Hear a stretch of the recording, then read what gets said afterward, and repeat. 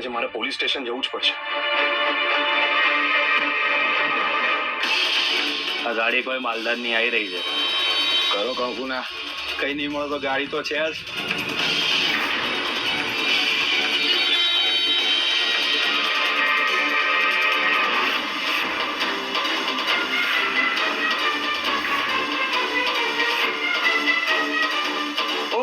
મારી કમર તૂટી ગઈ, મારી કમર તૂટી ગઈ.